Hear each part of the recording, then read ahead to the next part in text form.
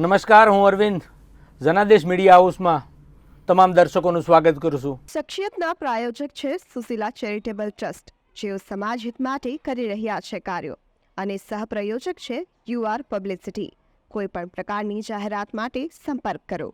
આજે એક એવા વ્યક્તિ સાથે વાત કરવા જઈ રહ્યો છું. એવા વ્યક્તિની એક ઓળખ અને નામથી આપ સૌ કોઈ વાકેફ છો, પરંતુ આજે એવા વ્યક્તિ, એક યુવા નેતા, એક યુવા વ્યક્તિ, અને તેમની જે કારકિર્દી કહેવાય કે સુરતમાં સૌથી નાની વયે પ્રથમ જે નગરસેવક બનનાર કૃણાલભાઈ સેલર આપણી સાથે સ્ટુડિયોમાં છે. તેમની સાથે રૂબરૂ કરાવવાનો છું અને કેટલીક તેમના જીવનની કઈ રીતનો ચડાવ ઉતાર પછી અત્યારે નગરપાલિકામાં, મહાનગરપાલિકાના એક પાણી સમિતિના ઉપાધ્યક્ષની જવાબદારી સંભાળે છે એવા યુવા નેતા કૃણાલભાઈ સેલર. કૃણાલભાઈ, સ્વાગત છે તમારું.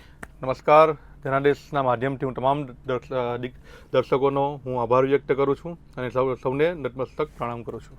કૃણાલભાઈ, શું કહેશો? કારણ કે તમને જે રીતે એક યુવા નેતાની સાહેબ એક કામ કરવાની ધગજ અને આજે જૂથો છે અને સૌથી નાની વયે એક નગરસેવકની આટલી મોટી જવાબદારી મળી, કઈ રીતે તમારી શરૂઆત થઈ?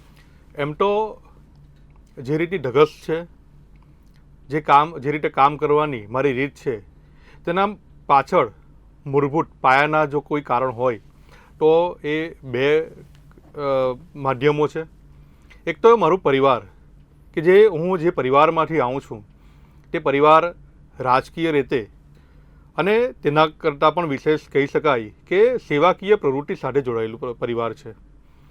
અમારા રાંદેર ગામમાં મારા દાદા, મારા પિતાજી સેવાકીય પ્રવૃત્તિ સાથે વર્ષોથી જોડાયેલા હતા. મારા પિતાજી 1995થી 2000 સુરત મહાનગરપાલિકામાં ભારતીય જનતા પાર્ટીના કોર્પોરેટર રહી ચૂક્યા છે. અને બીજું માધ્યમ છે ભારતીય જનતા પાર્ટીના સંસ્કાર.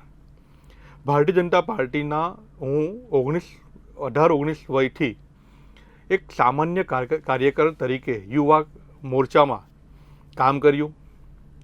રાષ્ટ્રીય સ્વયંસેવક સંઘના કાર્યકર્તા તરીકે કામ કર્યું.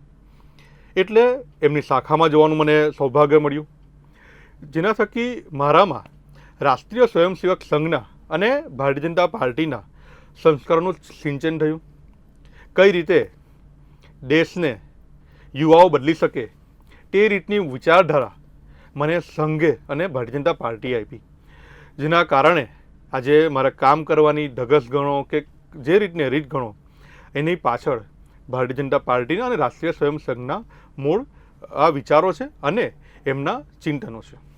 કૃણાલભાઈ, સાથોસાથ સેવાકીય પ્રવૃત્તિઓમાં પણ તમારું નામ એટલે અગ્રેસર હોય છે, અને ખાસ કરીને સૂર્યપુત્રી તાપી મૈયામાં જે રીતની આખી આરતીથી કઈ રીતનો આખો એ કોન્સેપ્ટનો વિચાર આવ્યો કે તાપી મૈયાની આરતીનું હોય કે સુંદડીનો કાર્યક્રમ હોય? સૌપ્રથમ તો હું આપના માધ્યમથી તમામ સુરતવાસીઓને અને તમામ સનાતન ધર્મના લોકોને હું કહેવા માગું છું કે મને શાસ્ત્રો પ્રત્યે પહેલેથી જ એક લગાવ હતો. આપણા શાસ્ત્રોમાં એવું કહેવાયું છે કે ગંગા સ્નાને, યમુના પાને, નર્મદા દર્શને અને તાપી માત્ર સ્મરણથી આપણા પાપોનો વિનાશ થાય છે. એટલે શાસ્ત્રોમાં જ જ્યારે તાપી માતાને એક દરજ્જો, અવ્વલ દરજ્જો આપ્યો હોય, એક ગંગા માતા કરતાં પણ વધારે મહત્ત્વ આપવામાં આવ્યું હોય, તો આપણે સુરતવાસીઓની ફરજ છે કે એમની પૂજા અર્ચના કરવી જોઈએ.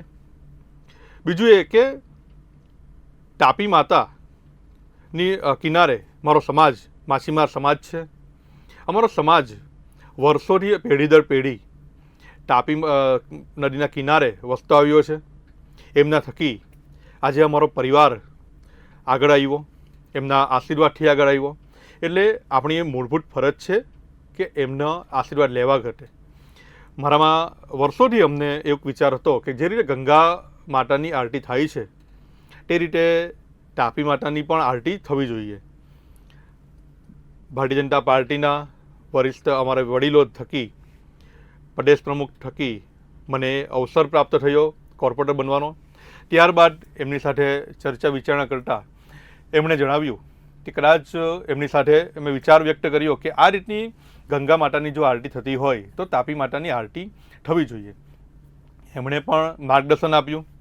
આપણા ગુજરાત રાજ્યના યુવા મંત્રી ગૃહમંત્રી શ્રી હર્ષભાઈ સંઘવીએ પણ સાથ સહકાર આપ્યો અને ટાપી આરટીની શરૂઆત કરવામાં આવી, જે નિરંતર છેલ્લા 1 વર્ષથી આજ દિન સુધી થતી આવે છે. બિલકુલ. સાથોસાથ હવે આપણે એ પણ જાણીશું, કારણ કે તમને એક રાજકારણમાં એક સૌથી નાની વયમાંથી એક ધગજ હતી, સંઘ સાથે કામ કરવાની વિચારધારા, એ પછી યુવા મોરચાથી લઈને અત્યારે પાણી સમિતિની જે છે, તો તમારા વોર્ડમાં જે રીતને વિસ્તારોમાં મુખ્ય સમસ્યાઓ કઈ હતી ને મોટાભાગે જોવા જાય તો જે સ્વિમિંગ પુલ જેવી જે વાત હતી, એટલે કઈ રીતે આખું કામ એ તમે લઈ આવ્યા ને કઈ રીતનું આખું મોટાભાગના કામ જોવા જાય તો કઈ રીતના અત્યારે કર્યા છે? એમ જોવા જાય તો સુરતની એક સ્થિતિ હું આપના માધ્યમથી લોકો સમક્ષ મૂકવા માગું છું કે 1995 પહેલાં એક સુરતની એક એવી છાપ હતી કે વૈશ્વિક કક્ષાએ એક ગંદુ ગોબરું શહેર તરીકેની છાપ હતી. ભારતના લોકો સુરત છોડીને આવવા તૈયાર ન હતા અને જે સુરતમાં રહેતા હતા બહારના લોકો, તે સુરત છોડીને જતા રહેતા હતા. પરંતુ 1995 પછી ભારતીય જનતા પાર્ટીના શાસકો આવ્યા, લોકોએ ભારતીય જનતા પાર્ટી પર વિશ્વાસ મૂક્યો અને એના પ્રતિનિધિને આગળ લાવ્યા. ત્યારબાદ 1995 પછી આજ દિન સુધી વિકાસના કાર્યો થકી જે ગંદુ ગોબરું શહેરની વ્યાખ્યા હતી તેને બદલીને આજે સુરતે સમગ્ર ભારત દેશમાં પ્રથમ ક્રમ સ્વચ્છતા હેઠળ સ્વચ્છતામાં હાંસલ કર્યો છે. એટલે આપણે ભારતીય જનતા પાર્ટીના જેટલા પણ કોર્પોરેટર હતા આજ દિન સુધી એમણે સુરત માટે વિકાસ માટે સારું જ કામ કર્યું છે. અમારા વિસ્તારમાં રાંદેર, જહાંગીરપુરા, જહાંગીરાબાદ, પાલનપુર વિસ્તારમાં પહેલાં એ વિસ્તારમાં ઓછા સુવિધા હતી, એટલે પ્રાથમિક સુવિધા હતી, પરંતુ એક ડેવલપમેન્ટ માટે થોડું ઘણી કમી હતી, જે આ વર્ષના બજેટમાં સ્વીકારવામાં આવી છે. એક તો સ્વિમિંગ પુલની માંગણી હતી લોકોની, જે વર્ષો પહેલાં હનીપાર્ક રોડ અડાજણમાં સ્વિમિંગ પુલ બનાવવામાં આવ્યું હતું. ત્યારબાદ વસ્તી વધારો થતાં જહાંગીરપુરા અને જહાંગીરાબાદ વિસ્તારમાં એક માંગણી આવી લોકોની કે આ વિસ્તારમાં પણ હવે સ્વિમિંગ પુલની જરૂરિયાત હોવું જોઈએ, જેથી કરીને અમે ભારતીય જનતા પાર્ટીના શાસકો સમક્ષ આ રજૂઆત મૂકી, એમણે માંગણી સ્વીકારી અને આ વર્ષના બજેટમાં સ્વિમિંગ પુલની માંગણી સ્વીકારાઈ છે. એ ઉપરાંત 2 નવા હેલ્થ સેન્ટર પણ આવે છે, જે વર્ષો પહેલાં રાંદેર ગામમાં હેલ્થ સેન્ટર હતું, હવે એ જહાંગીરપુરા અને જહાંગીરાબાદ વિસ્તારમાં એક એમ હેલ્થ સેન્ટર આવ્યા. કોમ્યુનિટી હોલની વર્ષો પહેલાંથી માંગણી હતી, જે સ્વીકારાઈને એક જહાંગીરપુરામાં અને એક પાલનપુર ગામમાં કોમ્યુનિટી હોલ પણ આવવા જઈ રહ્યું છે. એટલે હું આપના માધ્યમથી ભારતીય જનતા પાર્ટીના શાસકોનો પણ આભાર વ્યક્ત કરું છું કે અમારા વિસ્તારમાં લોકોની માંગણી સ્વીકારાઈને એમને નવી સુવિધા આપવામાં આવી. બીજા કામો શું ખાસ હવે કરવા જેવા તમારા વિસ્તારમાં લાગે? સાથોસાથ હવે તો ફક્ત એક પાણી સમિતિમાં છો, એટલે આપ ખાલી તમારા જ વોર્ડના એક સીમિત નગર સેવક નથી રહ્યા, એટલે એક જવાબદારી મોટી છે પાણી સમિતિને. એટલે ક્યાંક ને ક્યાંક જે પાણી સમિતિને લગતા આવતા પ્રશ્નો હોય છે તો એને કઈ રીતે આખા તમે ઉકેલ લાવતા હશો? કારણ કે ક્યારેક એવી પણ બુમરાણો જે તે હોય છે, ઉઠતી હોય છે કે લોકોને સમસ્યા નડતી હોય. હું ફરીથી તમને એક સુરતનો ઇતિહાસ તરફ લઈ જાઉં છું કે જે રીતે વાત કરી કે 1995 પહેલાં ગંદુ ગોબરું શહેર તરીકેની સુરતની છાપ હતી. બિલકુલ તે જ રીતે સુરતમાં 1995 પહેલાં લોકો પાણીના ટેન્કરની પાછળ 1 કિલોમીટર જેટલી લાંબી લાઈનો પોતાના ડબ્બા ને ડોલ લઈને ઊભા રહેતા હતા. 1995 પછી સૌથી પહેલી વાત ભારતીય જનતા પાર્ટીના શાસકોએ સ્વચ્છતા માટે કરી, અને બીજી કોઈ વાત કરી હોય તો એ પીવાના પાણીની સ્વચ્છતા માટે અને એને કઈ રીતે લોકો સુધી પહોંચાડી શકાય તે માટેનો નેટવર્ક નાખવા માટેની વાત કરી. 1995 પહેલાં જે રીતનું એક ચિતાર હતો કે ટેન્કરની પાછળ લોકો ઊભા રહેતા હતા, લોકોને 2-3 દિવસ સુધી પાણી નહીં મળતું હતું. આજની તારીખે મને કહેતા ગર્વ થાય છે કે સુરત મહાનગરપાલિકા દ્વારા તમામ સુરતવાસીઓને 24 કલાક પાણી મળે તે બાજુ કામ કરી રહ્યા છે. વર્ષોથી જે પ્રાથમિક સુવિધા બાબતની એક સમસ્યા હતી કે પાણી નહીં મળવું, પાણી બાબતે કદાચ અસ્વચ્છતા રહેવી, ગંદુ મળવું, તે તમામ જે સમસ્યા હતી તેનો નિકાલ કરવા જઈ રહ્યા છે. મને આપના માધ્યમથી હું આપને સમગ્ર સુરતવાસીઓને જણાવવા માગું છું કે સમગ્ર ભારત દેશમાં એકમાત્ર મોડેલ પ્રોજેક્ટ ગુજરાતને આપવામાં આવ્યો અને ગુજરાતમાં પણ સુરતને આપવામાં આવ્યો કે જેમાં જર્મની બેઝ ટેકનોલોજીથી મેમરન બેઝ ટેકનોલોજી જે કહેવાય છે જે જર્મનીની છે તેનાથી પાણીને સ્વચ્છ કરવામાં આવશે, જેનાથી આપણે અત્યારે 99.99% આપણે સ્વચ્છતા સુધી પહોંચ્યા હતા. હવે એ ટેકનોલોજીથી આપણે 100% સ્વચ્છ પાણી લોકો સુધી પહોંચાડી શકાય તે રીતનું ટેકનોલોજીથી આપણે કામ કરવા જઈ રહ્યા છે. બીજી વાત કરીએ તો લોકોની ખાસ કરીને સમસ્યા અથવા તો લોકોની કેટલીક અપેક્ષાઓ પણ હોય છે એક નગરસેવક તરીકે. ત્યારે મોટાભાગના લોકો એક માધ્યમ કહેવાય કે સ્થાનિક નગરસેવકને પહેલાં પ્રથમ એટલે કઈ રીતનું લોકોના જે કામ આવતા હોય છે ત્યારે ફેમિલીમાં કઈ રીતે આખું તમે મેનેજ કરો છો અને તમામ આ જે મતદાતા કે સુરતીઓને તમારા વિસ્તારમાં કઈ રીતે સમસ્યાને સાંભળો છો અને તેનો નિકાલ કરો છો? મેડમને શરૂઆતમાં જે રીતે જણાવ્યું કે મને ભારતીય જનતા પાર્ટી અને તેમાં પણ વિશેષ રાષ્ટ્રીય સ્વયંસેવક સંઘના શિક્ષણ પ્રાપ્ત થયું છે અને સંસ્કારો પ્રાપ્ત થયા છે, એમની તાલીમ પ્રાપ્ત થઈ છે. મારે આજની તારીખે પણ મારા જીવનનો એક ભાગ છે કે લોકોને મળવું. મારે મળવા માટે કોઈ શિડ્યુલ બનાવવું નથી પડતું. મારે રોજ સાંજે હું અલગ અલગ મારા વિસ્તારોમાં આવેલ સોસાયટીમાં માત્ર ને માત્ર મારા સંપર્કના આધારે મળવા જાઉં છું. એમ મળવા પાછળનો હેતુ એવો નથી હોતો કે હું કોર્પોરેટર બન્યો એટલે એમને મળવા આવું છું, એ તો હેતુ છે જ, પરંતુ એક મારા અંગત સંબંધ પણ છે, એના માટે પણ મળવા જાઉં છું. મારા પિતાજી છે જે સહકારી ક્ષેત્ર સાથે જોડાયા છે, જેને થકી પણ મારા અને મારા પરિવાર સાથે એમના દરેક સોસાયટીના પ્રમુખોના સંપર્ક હોય છે, જેના કારણે હું લોકોને મળતો હોઉં છું. મારા કાર્યાલય છે, મારું જનસંપર્ક કાર્યાલય જંગીપુરા ડીમાર્ટ પાસે આવ્યું છે, તો ત્યાં પણ લોકો ઘણી મોટી સંખ્યામાં લોકો મળવા આવતા હોય છે, પોતાની સમસ્યા કહેતા હોય છે અથવા તો રજૂઆત વિસ્તારને લગતી કહેતા હોય છે. હું દરેકને ન્યાય આપવાની કોશિશ પણ કરું છું અને કોઈ રજૂઆત હોય તો તેને અમારા વડીલ ભારતીય જનતા પાર્ટીના તેમના સુધી પહોંચાડવાની કોશિશ કરું છું અને તેમના માધ્યમથી તો દરેકની સમસ્યાનું નિકાલ થાય અને રજૂઆતને સારો આકાર મળે તે રીતનું મારું કામગીરી હોય છે. બિલકુલ. કૃણાલભાઈ, સાથે જોવા જઈએ તો અત્યારે હવે આપ મહાનગરપાલિકામાં સત્તા પર છો, પરંતુ ક્યાંક ને ક્યાંક જે આમ આદમી પાર્ટી છે એટલે અનેકવાર ભ્રષ્ટાચાર જેવા મુદ્દા હોય કે ખાડી વિસ્તારને અનેક એવી સમસ્યાઓને રજૂઆત કરતો આવ્યું છે અથવા તો કે ભ્રષ્ટાચારમાં આરોપો પણ લાગતા હોય છે. કઈ રીતે આ વિરોધ એટલે કે વિરોધ પક્ષને જોઈ રહ્યા છો તમે? સૌથી પહેલાં તો આમ આદમી પાર્ટીનો હું પાર્ટી ગણતો જ નથી. એ માત્ર ને માત્ર નરેન્દ્રભાઈ મોદીજી અને ભારતીય જનતા પાર્ટીને અહિત કરવા માટે માત્ર ને ઊભી કરેલી એક ગ્રુપ છે, જેનો માત્ર ને માત્ર હેતુ નરેન્દ્રભાઈ મોદીજીની વિચારસરણી અને ભારતીય જનતા પાર્ટીની વિચારસરણીને ખોટી ઠેરાવી અને ભારત દેશના નાગરિકોને ખોટા માર્ગે લઈ જવા માટે આ ઊભા કરેલું એક લોકોનું એક મંડળ છે.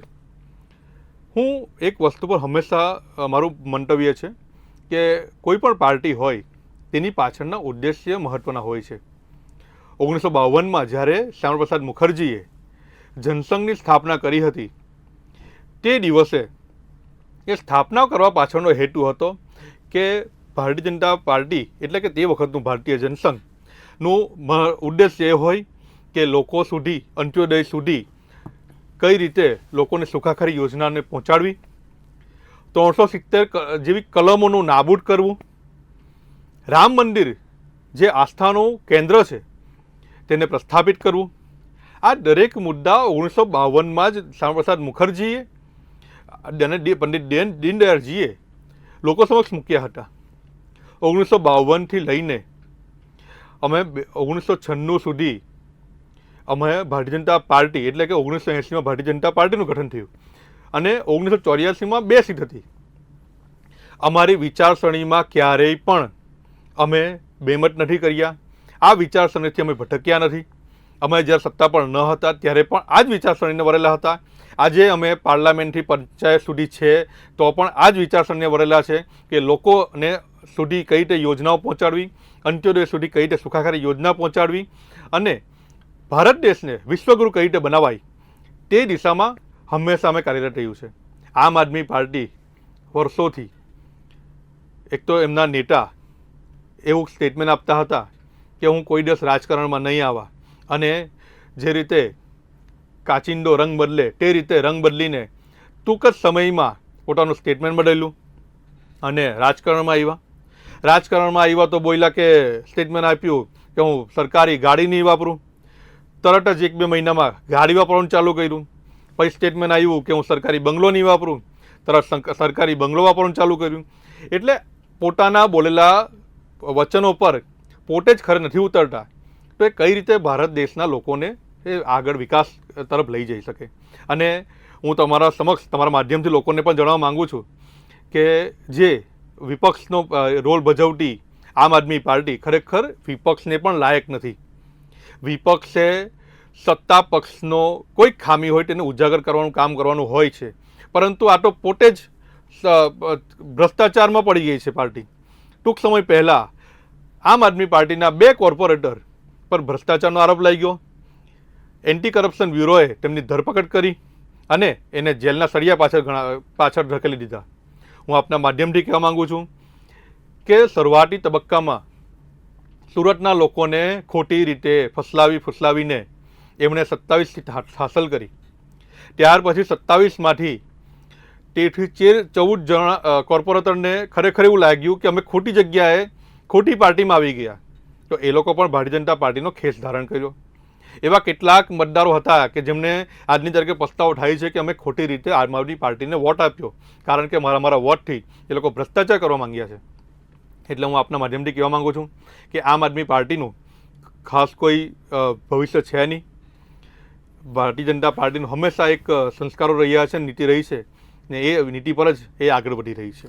ચોક્કસ. પરંતુ જોવા જાય તો આપ એક યુવા નેતા છો અને નાનપણથી જ કહેવાય કે બાળપણથી જ તમને જે કે રાજકારણમાં લાંબો અનુભવ છે, યુવા નેતા છો પણ અનુભવ તમને મોટો છે. તો એ આપણે સવાલ એ પણ ચોક્કસ થાય, કારણ કે ગત વખતનું પરિણામ જોવા જાય એટલો તો ક્યાંક ને ક્યાંક જે ઇન્ડિયા ગઠબંધનને લઈને ચોક્કસ ભાજપ માટે એક ચિંતાનો વિષય ગણી શકાય કે એક યુવા નેતા તરીકે એક યુવા મતદાતા છે, જે ગયું પરિણામ આવ્યું છે એક ચોંકાવનારું રહ્યું, અને અત્યારનો યુવા કઈ દિશા તરફ જશે, શું લાગે છે?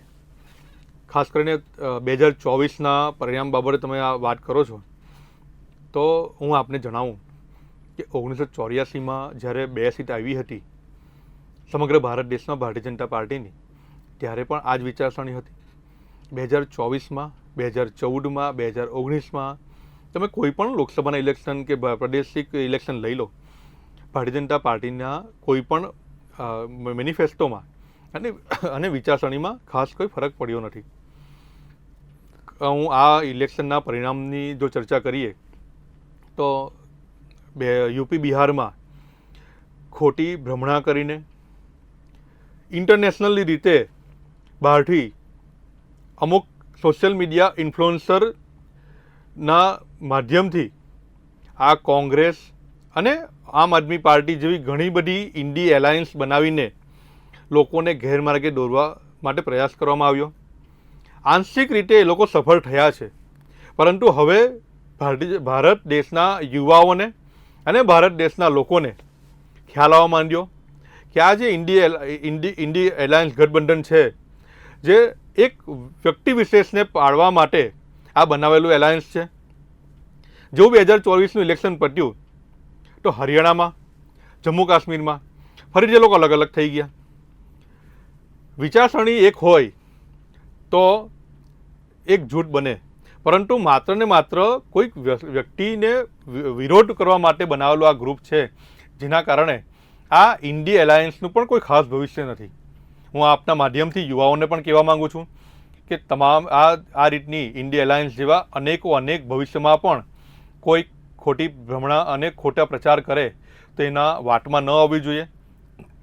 આ છેલ્લામાં છેલ્લું આપણે એ જ વિચારવું જોઈએ કે કઈ રીતે ભારત દેશને વિકાસ કરીને ભારત દેશને વિશ્વગુરુ કઈ રીતે બનાવી શકાય, અને આપણા એ વિશ્વગુરુ બનાવવામાં આપણો અને આપણા પરિવારનો કઈ રીતનો ભાગ ભજવી શકાય.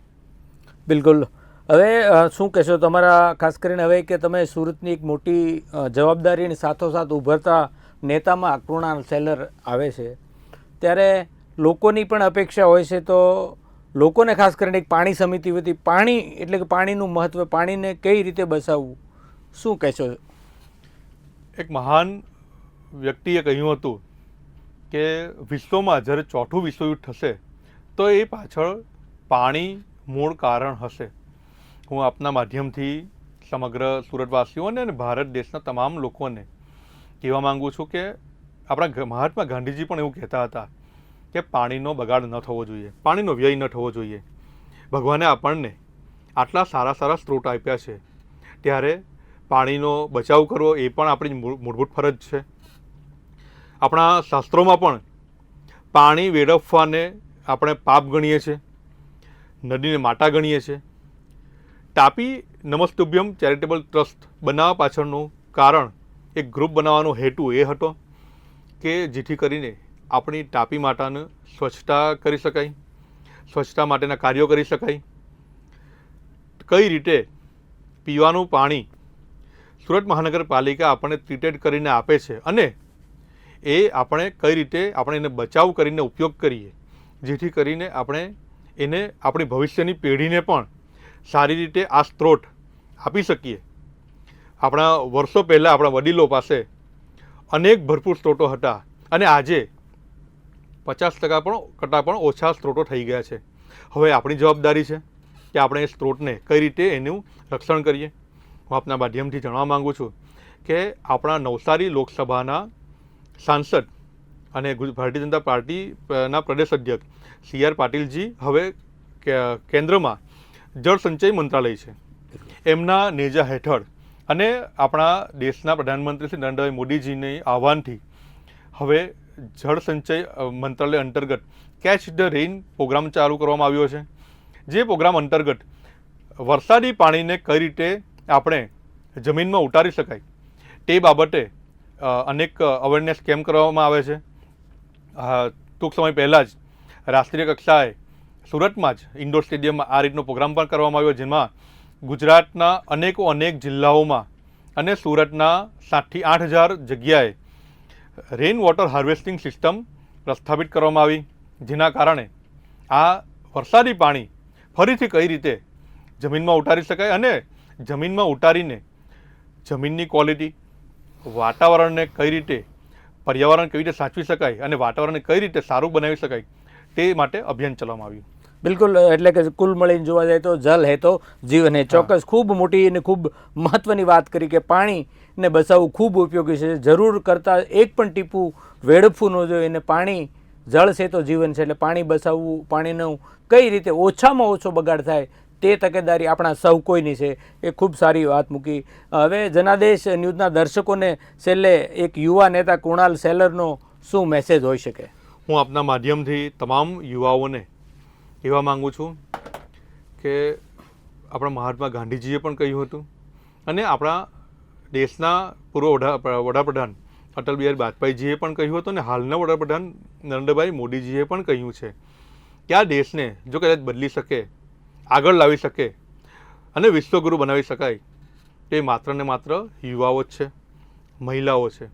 હું આપણા માધ્યમથી તમામ યુવાઓને અને ખાસ કરીને મહિલાઓને નારી સશક્તિકરણ, જે નરેન્દ્રભાઈ મોદીજીનો એક પ્રોજેક્ટ છે, એક મંતવ્ય છે કે નારી આ દેશમાં આગળ આવે, જેથી કરીને આ દેશ આગળ આવે, તો એ અંતર્ગત હું તમામ યુવાઓને અને નારીઓને કહેવા માગું છું કે આપ પણ આ દેશના બદલાવમાં આગળ આવો, રાજનીતિમાં આવો, જેથી કરીને આ દેશ બદલાય અને આ દેશ બદલાશે તો આપણે ચોક્કસ વિશ્વગુરુ બનીશું.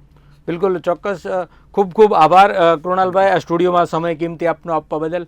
તો આ હતા કૃણાલભાઈ સેલર, અને સૌથી નાની એ નગરસેવક બનીને આજે એક જે પ્રમાણે એના વિસ્તાર સહિત જ નહીં પરંતુ સુરતમાં સમગ્ર પાણી સમિતિમાં ઉપાધ્યક્ષની જવાબદારી નિભાવી રહ્યા છે અને બાખૂબી તેમના જે કામો છે, કેટલીક વાતો કરી પાણી બચાવવાને લઈને હોય, સુરતને સ્વસ્થ રાખવાની વાત હોય, એટલે અને ખાસ કરીને યુવાઓને અને ખાસ કરીને મહિલાઓ માટે પણ તેમણે મેસેજ આપ્યો છે કે મહિલા સશક્તિકરણ, યુવાઓ આગળ આવે, કારણ કે રાજકારણમાં પણ આવા સારા લોકોની યુવાઓની જરૂર છે. એટલે ભારતને જો વિશ્વગુરુ બનવું હોય તો જે પ્રમાણેની એક પોઝિટિવ વાત મૂકી, એટલે તે દિશામાં આપણે પણ ચોક્કસ ક્યાંક ને ક્યાંક જેટલું બને એટલું આપણાથી પ્રયાસ કરીએ અને સહભાગી બનીએ તો ચોક્કસ આપણું જે સોનાની સીડિયા જે ભારતની વાત હતી એ ચોક્કસ આપણે એ દિશા પર આગળ વધી શકીશું. તો અત્યાર સુધીમાં જે શખ્સિયતમાં જઈએ ત્યારે ફરી એક નવા શખ્સિયતમાં મળીશું. ત્યાં સુધી મને આપશો રજા. આપ જોતા રહો જનાદેશ ન્યૂઝ. નમસ્કાર.